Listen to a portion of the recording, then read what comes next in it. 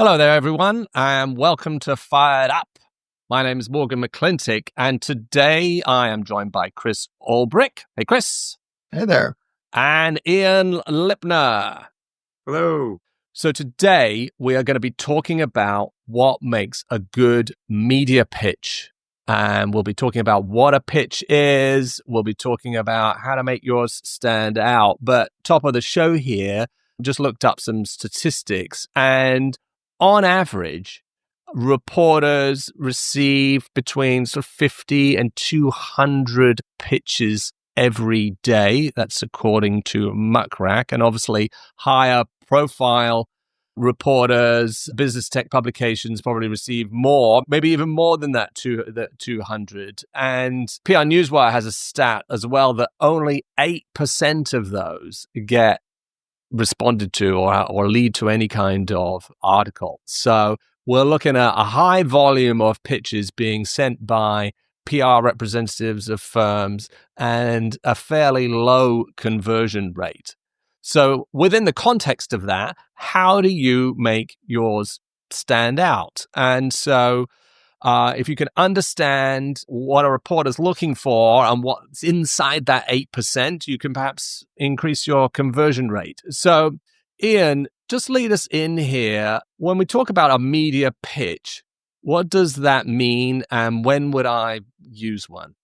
It's like when you go to a baseball game and they throw it like halfway and everybody's like, what? No. A media pitch is basically, it's a short proposal of sorts, right? That you send to journalists to get them interested in covering your product, your brand, or your story in general. And in general, it is sort of like hey, here's why my news is worth your time. And here's why you should hear about it. That's the nature of the proposal. And of course, we want them to write about it, but the first step is to get them to even listen to hear about it. And different media pitches might have more ambitious goals, but at the base level, you're trying to say why your story is relevant in a very concise way. All right. So, Chris, what are the sort of fundamental components of a media pitch? Just talk us through the anatomy there.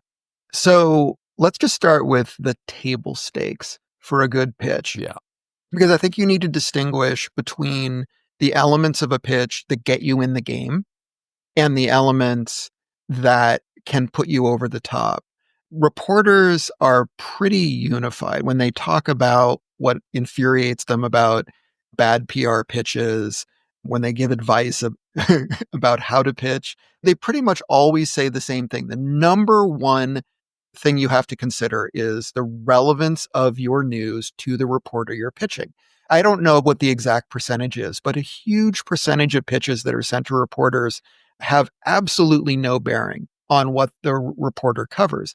Most reporters cover not only write for a particular publication that has a particular focus, but they have their own beat. They have their own specialty within that publication. So you hear about political reporters getting pitched product news, or you hear about health supplement reporters, nutrition reporters getting pitched network technology.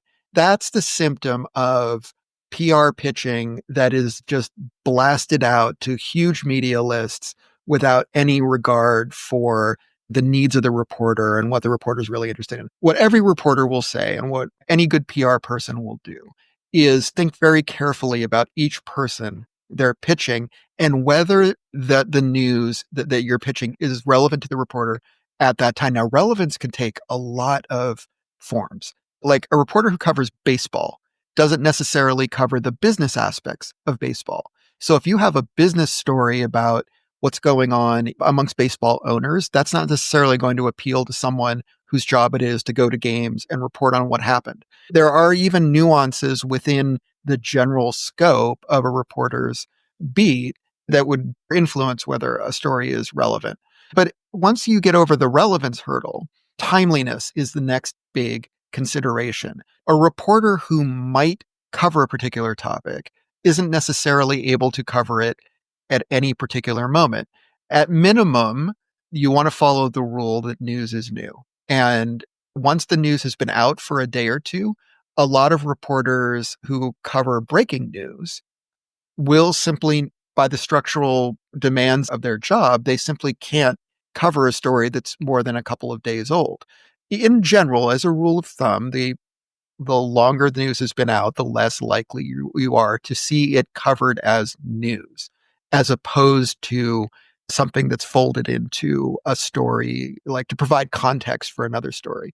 So timeliness is really important as a rule. The sooner you can get to a reporter for whom the news is relevant, the better chance you have of them picking it up. And then this is one of the hardest things, especially for a lot of PR people, me included, who like to talk and ramble sometimes. You need to keep it short. Every reporter will say this. And this, by the way, is why, if anyone out there has told their PR rep to show them their pitch, those are perhaps the most dreaded words in any PR person's relationship with their client, whether it's an internal client or an external client. Show me the pitch. And the reason for that is that typically when you're pitching a reporter, you often have to do it in stages where the first foray is short. And a lot of marketing people or other people who aren't invested day to day in doing PR, if they see the pitch, they might say, well, where's the whole messaging sheet? Well, no wonder they didn't pick that up, that you didn't give them all the great detail that would have convinced them to take the story. But that's not typically how it works. Reporters will say that if you can't convince me in a paragraph, I'm not going to take it.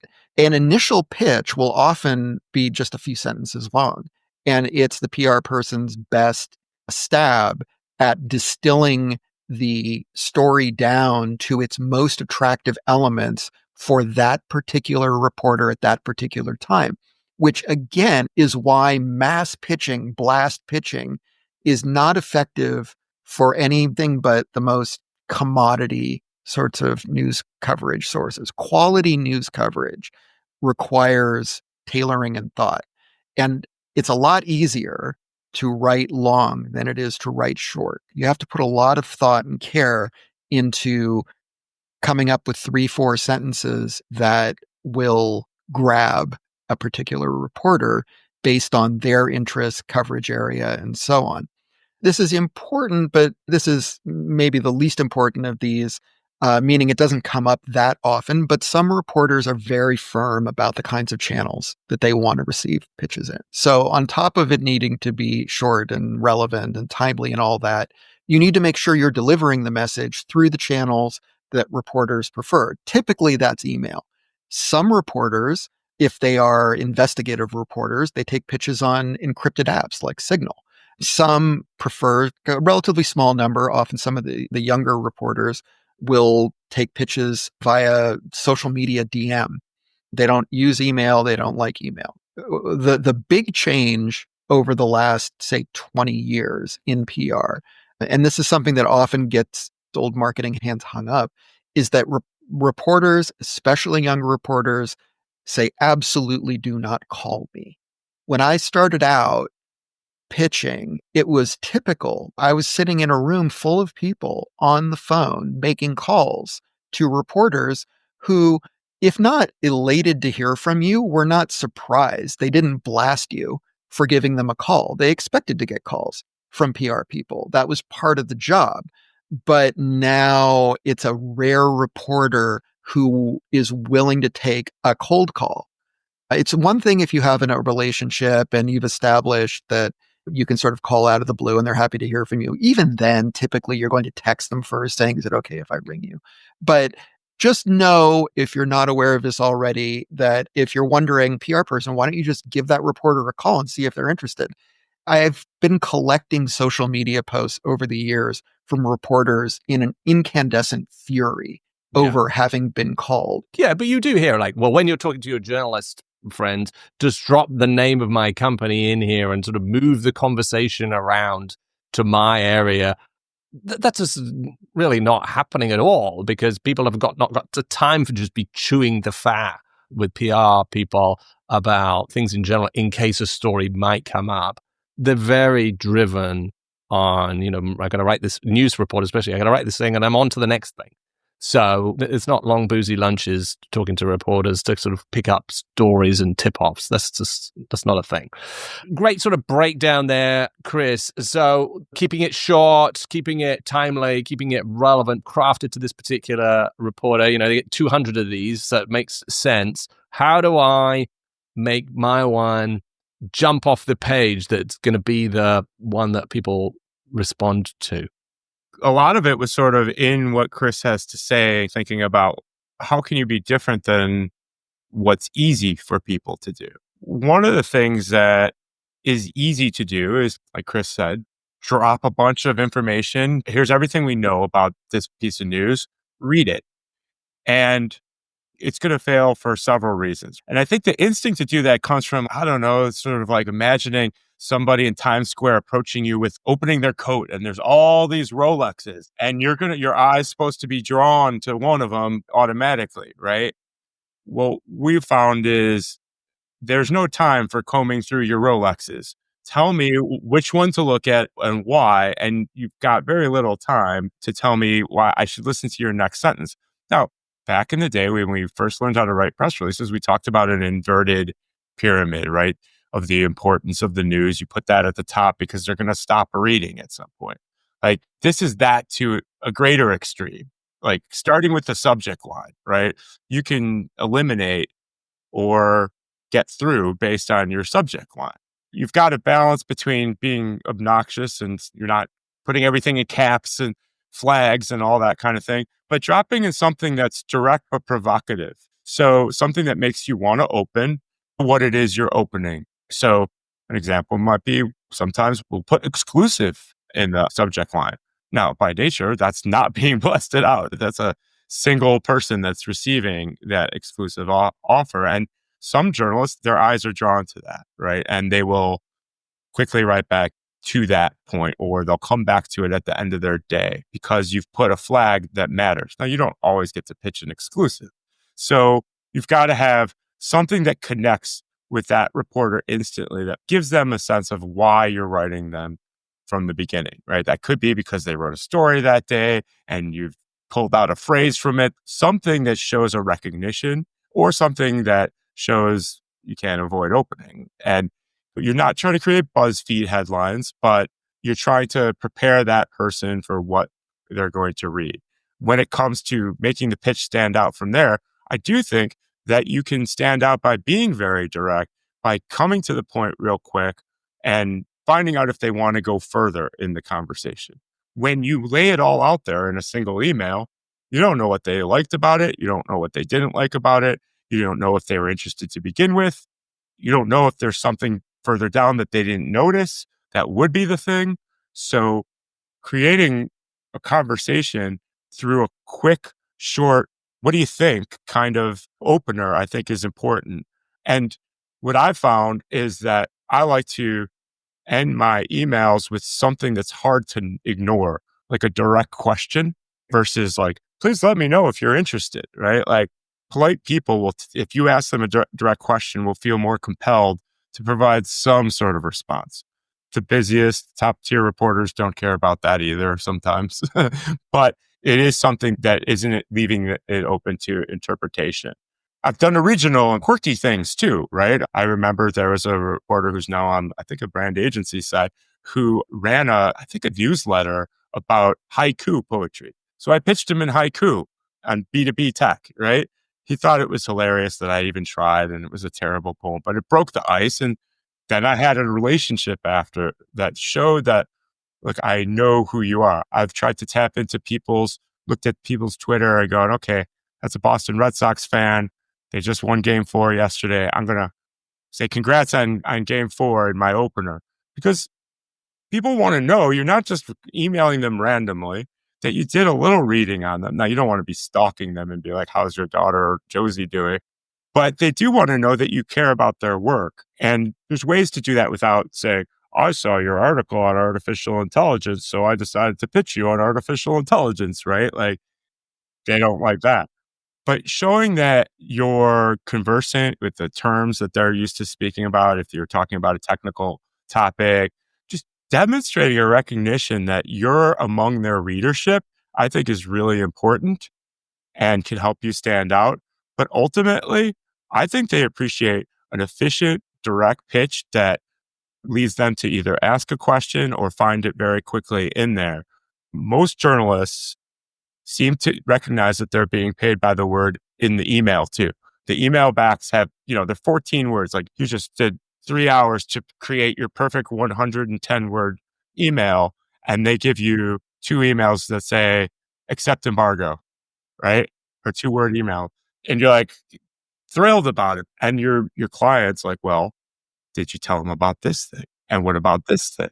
And they want to start going, well, look at all the Rolexes again. And so part of it is figuring out early on in that process what is interesting to the journalist, what's interesting about your pitch to the journalist, and keying in on that to get going forward. So what I'm hearing here is you're going to read the story, you're going to be quick. We're not putting everything in the shop window at the beginning because it's a bit of an iterative conversation. So you've got to have some sort of depth as well. If you're trying to get someone to write an article about this, it's going to have to stand up 800 words or what have you. It's going to have to stand up a proper article. So it's going to have some depth, and you're not going to get all of that into your original pitch, but you reveal it over time, it sounds like. But of course, the longer it takes, and the more reps you have, you've only got a certain number of reps on this thing. So how does that conversation normally play out for people who are not perhaps having them on a day-to-day basis? So you can think of a pitch as the scaffolding of a story.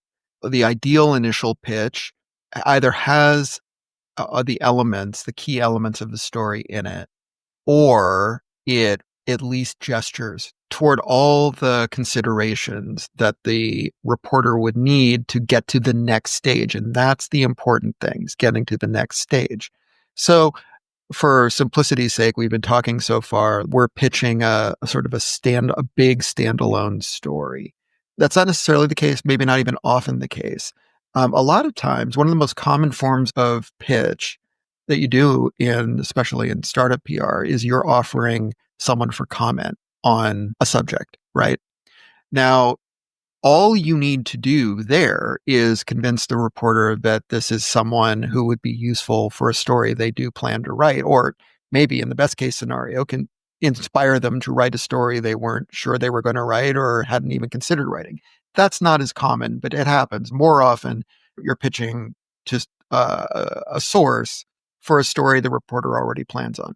Now, the biggest mistake that I see people make when they write those kinds of pitches is they pitch the credentials of the person, but not the perspective of the source. You pitch an expert for commentary, you are proposing to the reporter, this person has something interesting to say, right? The most important thing you can do there is be convincing that your source has something to add. And yet, so much of the time, those pitches go out without any sort of bullet points or teasers about not even the kinds of things, the kinds of questions the source could answer. Ideally, you would provide a sample perspective or a sample quote from that spokesperson to give the reporter a flavor of what they'd be getting if they engaged with you or with your source, right? But a lot of the times you're saying, my client's been working in this field for 20 years and they founded all these companies, and they could provide a perspective on your story about startup management. So, well, sure, but what is their unique perspective? What uniquely are they bringing that anyone else might not bring? That's what you need to provide, I think, to differentiate yourself from all the other sources that are pitching themselves. And a lot of times PR people will leave that out because they don't know and they don't feel confident putting words in the source's mouth. That's why it's so important when you are preparing a PR program, an ongoing PR program that involves that kind of opportunistic pitching of sources, that you have had some touches with that source and that you have sort of gamed out the kinds of things they might talk about and settled on some sample quotes and figured out what are the 2 or 3 angles that are going to be typical of them when they come at a particular subject. If you can just get in the ballpark with a perspective and it's roughly where the reporter is thinking they might need some kind of contribution. It's not a slam dunk, but you are going to be well ahead of 90% of the other pitches, if not more, that reporter's fielding. Right. It's very common for people to see, I don't know, in cybersecurity, hey, there's been a breach, and then all the cybersecurity vendors and their agency are like, or send in a pitch saying, hey, there's been a breach, and maybe you'd like to talk to the CEO, Bob Smith, of this cybersecurity company. This cybersecurity company works with X, Y, and Z companies, and it's had this much in funding. Okay, you're a source. But look, the reporter can totally find the CEO of any cybersecurity company. That's a Google search. That's easy. What you've got to be able to do is go, and we've got this massive data set and this labs team who can provide you a granular breakdown of how this happened, how often it happens, when it's going to happen next, maybe insight in what might have happened in this specific instance. Otherwise, you're just sort of throwing your hat in the ring along with 50, 60 other sources, all just as credible as you. There are lots of CEOs who would love to comment on that. Okay. I think we should back up a little bit and kind of talk about, why do they need you to begin with? Why would the media want to interact with you? And we talk about this sometimes when we talk about getting into the media interaction, about that this is a business transaction, right?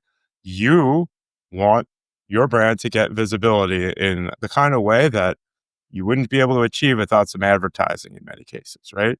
And they want something that makes their story stand out among the other stories about that breach, for example. Sometimes we have folks that they're ready to go, this is very important and an urgent matter. And there's no meat to their comments, right? So even in the situations where we're bringing executive commentary, we should be pushing our clients to say something that matters, say something that's different, say something that's more bombastic, that's more insightful, that on its own, you'd be interested to hear that the reporter can't get elsewhere. Otherwise, it doesn't make their story better. Your brand doesn't make their story better. Your quote makes their story better. And I think that kind of captures what Chris is saying about, it's not your bona fides that will get you in the door. It will keep you on the page, right? Because the editor's not going to print some bombastic statement from a nobody. But the best ones don't print non-statements from somebody's. I think that's dead right. And that's also, incidentally, why you see, I don't know, I've had these clients before, spokespeople, Graham Cluley at Sophos or Miko Huppinen at F-Secure back in the day when I was working with both of those, they would get quoted over and over and over again because the reporters knew they could rely on them to give them a pretty sort of spicy and interesting quote. And it's not that they would always be available at short notice with something interesting to say. It wasn't that they were the most credentialed or worked with the biggest companies. It was they were a reliable source. And that's what you want your client to be. And I think this sort of goes to this sort of, when you're talking about a pitch here, like the essence of news. And if you're a marketer, you're trying to get your marketing messages in there as if these people are buyers, but they're not buying the product. We've said this before. A reporter is not buying your product, your marketing message. They're buying this sort of story. And so, as Ian said, they're buying your position in this article to sort of be the controversial, I need someone to take this viewpoint. And that's what you're fulfilling. And now I need someone to take the opposite viewpoint. And that's what that person is doing. Could be anyone. I just need to sound, So you've got to think about the essence of news. And there are some sort of fundamental parts of what makes news. Let's talk about them and maybe a little bit might be helpful. Conflict. These two companies are battling against each other.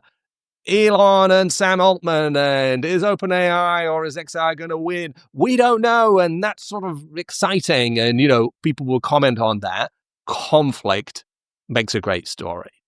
Great taste, less filling, right? Right. Everybody agrees with beer, nothing new about it, but it gets more exciting when there's seemingly conflicting opinions. Right, exactly. Celebrity. we're not talking about A-list movie stars, but celebrity when it comes for tech companies can be preeminent CEOs, VCs, or big companies. How does what you're doing ladder up into disrupt what's going on with Oracle or Amazon or Apple? Use celebrity to make your stuff right, because that gets people's attention, right? People are reading about OpenAI. Of course they are. Yeah, Steve Wozniak still ends up in those Apple stories, even though he has nothing to do with any part of the conflict or anything in business. It's the celebrity of it. So conflict, celebrity, impact. Like, how is this news going to change the world or my sector? Right. Well, out of all of those, most startups would aspire to be able to take advantage of celebrity. In most cases, celebrity is the factor that causes, I think, the most angst in startup PR programs, because there are levels of celebrity, and even within technology, there are certain figures who have achieved a level of fame or X factor or whatever you want to call it, that makes whatever they're doing newsworthy. And if they are running a company that you're competing against, it can be just maddening. The story they're pitching, the product they're pitching, everything they're pitching is no better than what you are pitching. If I'm trying to explain to a client why such and such executive didn't get selected for a speaking opportunity, depending on the speaking opportunity, I'll sometimes say, well, bear in mind, you're just starting out with your PR program. The executive does not have a lot of visibility yet. We're working on that. But at the moment, they're not known. They're not widely known. And the people selecting speakers are thinking not just how interesting is this person going to be, but if I put their face up on my website, are people going to buy tickets? And that does play a role to some extent. There is a sort of unfortunate rich get richer phenomenon in media pitching as well, which is why most startups can't take advantage of celebrity. What you really need to lean more into is human interest and impact. So impact is the question that every editor sort of stereotypically asks a reporter about their story. Why does this matter? When they say, what's the story? Yeah. What's the meat of this and why does it matter to our readers? And the hard thing to get your mind around, and when I was getting into the business, it was hard for me because I was coming from academia, where if something is interesting, it's just interesting. It justifies itself. But in this case, the publication and the reporter, by extension, needs to think about, is this interesting to my readership? What does my readership get out of hearing this story? I can't tell you how many times I've had reporters tell me, I personally, they say, find this story interesting, but it's not really the kind of story that there's no lesson to be drawn from it. And we're all about news you can use. We're all about providing our readers with tips. And you're presenting me here with a story that is about a really compelling product or something. And that's just not the kind of story we tell. When you're a young PR person, that's the sort of learning process you go through. That takes us back to why it's so important to match the story with the reporter and even understand the fine nuances of their beat, because it's not enough to have a story that is interesting. It's not even enough to have a story that's generally impactful. It has to be impactful in a way that the audience of the person you're pitching responds to. Yeah. And that leads to the next one, really, which is proximity, i.e., it has to be close to home. And that could be geographically, your local newspaper, but it could also be in your vertical sector or your horizontal trades.